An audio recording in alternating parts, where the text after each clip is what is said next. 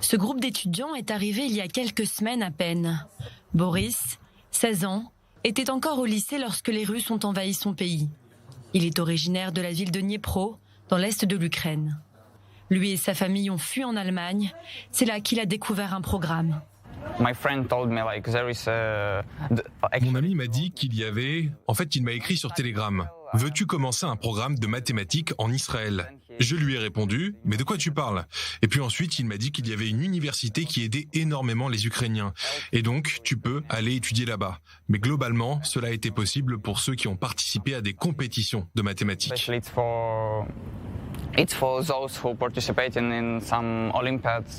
Un programme d'autant plus intéressant que Boris est ingénieur en la matière, comme l'ensemble de cette classe, tous venus d'Ukraine. Âgés de 14 à 18 ans, ils sont arrivés seuls pour se préparer aux examens d'entrée.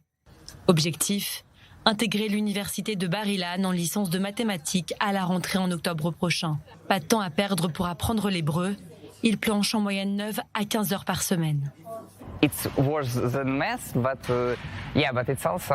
C'est bien pire que les mathématiques, mais l'hébreu, c'est aussi une langue intéressante. Donc ça va, on arrive à apprendre au fur et à mesure. C'est un alphabet complètement différent du mien, avec des lettres tout aussi différentes. Tout est vraiment différent.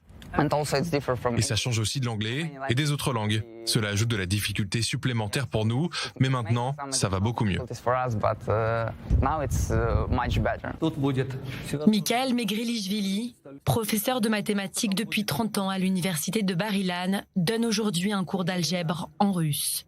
Très vite, il a ressenti le besoin de les aider et les suit depuis leur arrivée. Il fallait qu'ils apprennent très vite. Ils n'ont que 2 mois au lieu de 4 normalement. Heureusement, ces étudiants sont très jeunes, mais ils sont coriaces et donc ils vont réussir. L'ambiance de la classe est très bonne. Ce n'est pas que grâce aux mathématiques, mais parce qu'ils sont très chaleureux. Je suis donc très heureux d'être leur enseignant. Mikhail, 17 ans, aussi suit les cours de mathématiques.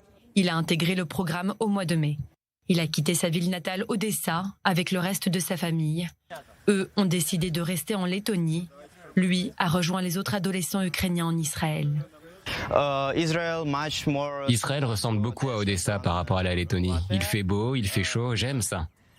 Je suis content d'être ici. Je veux pouvoir revenir à Odessa quand cela sera possible, mais Israël n'est pas un si mauvais pays pour passer du temps.